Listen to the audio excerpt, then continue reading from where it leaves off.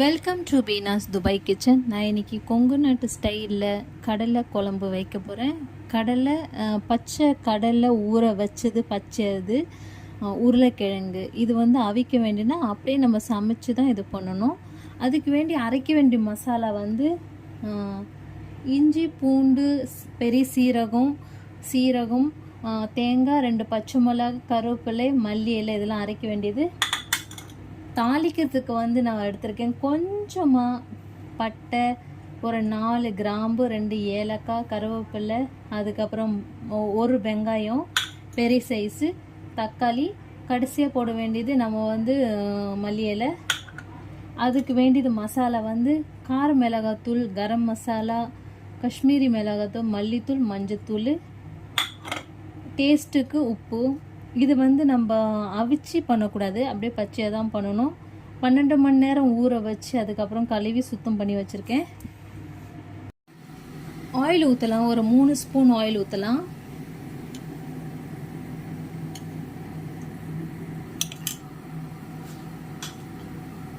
நம்ம வெங்காயம்லாம் போடுவோம். இந்த கடலை குழம்பு பூரிக்கு ரொம்ப நல்லா இருக்குங்க. பூரிக்கு தோசைக்கு ரொம்ப நல்லா இருக்கும்.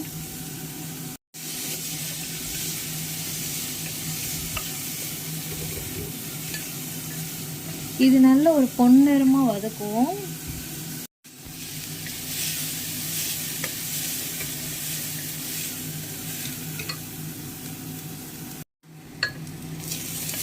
இது பாருங்க, நல்லா பொன்னிறமா வதங்கிடுச்சு. நம்ம தக்காளி போடலாம்.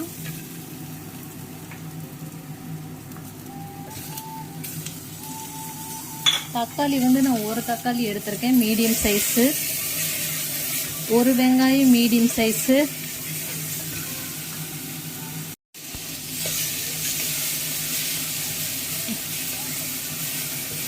நம்ம இதில் மசாலாலாம் போடுவோம்.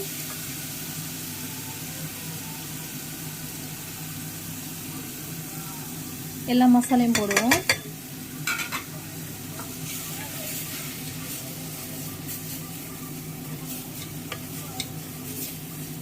நல்லா வதங்கின பிறகு நம்ம கடலை போடலாம். நல்லா வதங்கிடுச்சு, நம்ம கடலையை போடுவோம்.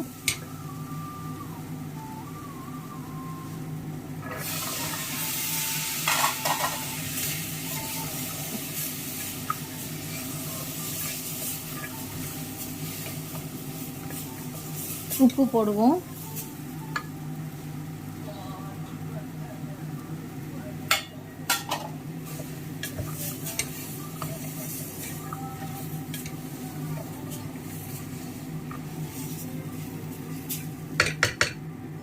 நான் மசாலா ஒரு டீஸ்பூன் தான் எடுத்திருக்கேன்.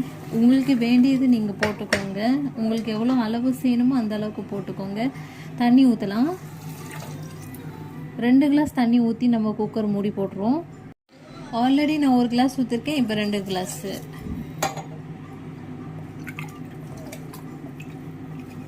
இதுமாரி தாளித்து தாங்க இது வேக வைக்கணும்.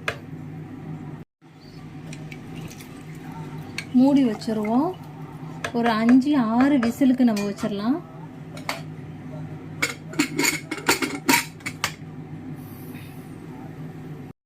நம்ம மசாலையை அரைப்போம். அதில் நான் முந்திரி பருப்பு ஒரு 5 முந்திரி பருப்பு போடுறேன். உடச்சி போட்டிருக்கேன்.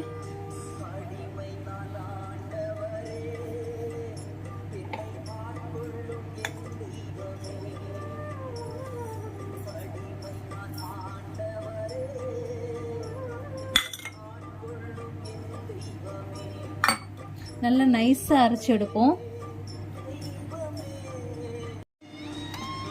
இங்கே பாருங்கள், நல்லா நைஸாக அரைச்சாச்சு. இது மாதிரி தான் இருக்கணும். நம்ம கடலை வெந்த பிறகு அதுக்கப்புறம் கடைசியாக இது போட்டு நம்ம கொதிக்க வைக்கணும். குக்கரை திறந்து பார்க்கலாம். கடலை வெந்துருச்சா பார்ப்போம். உருளைக்கிழங்கு நல்லா வெந்துருச்சு, கடலையும் வெந்துருச்சு. கடலை இங்கே பாருங்கள், 2 பிச்சு இருக்குது, 2 கோடு விழுந்திருக்கு, வெந்துருச்சு நல்லா. இனிமேல் இந்த மசாலையை போடுவோம். மசாலா ஊற்றி விடலாம்.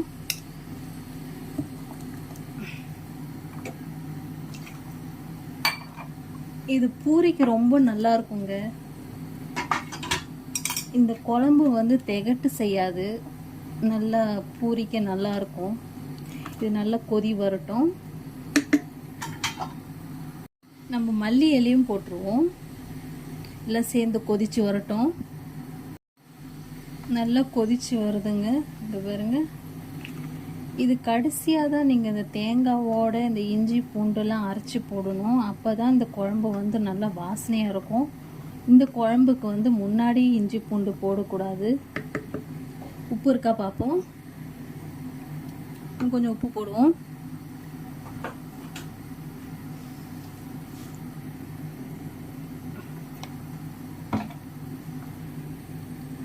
காரெல்லாம் பயங்கரமாக இருக்குங்க. ஏன்னா ஆல்ரெடி நம்ம மிளகாத்தூள் போட்டிருக்கோம், பச்சை மிளகாலாம் அரைச்சி போட்டிருக்கோம், இல்லை காரமாக இருக்குது. Thank you guys. பார்த்ததுக்கு சப்ஸ்கிரைப் பண்ணுங்கள், லைக் பண்ணுங்கள், ஷேர் பண்ணுங்கள். ஒரு நாள் நீங்களும் உங்கள் வீட்டில் இதை ட்ரை பண்ணி பாருங்க. ரொம்ப நல்லாயிருக்கும். நல்லா கொதிச்சிருச்சு. இது ஆறின பிறகு இது திக்னஸ் வந்துடும். ஏன்னா தேங்காய் உருளைக்கிழங்குலாம் நம்ம போட்டிருக்கனால அது கெட்டியாக வந்துடும். நம்ம ஆஃப் பண்ணிடலாம். தேங்க்யூ. பூரி, சப்பாத்தி, ஆப்பம் சூப்பரான காம்பினேஷனான குழம்புங்க. இது ரொம்ப நல்லாயிருக்கும். தேங்க்யூ.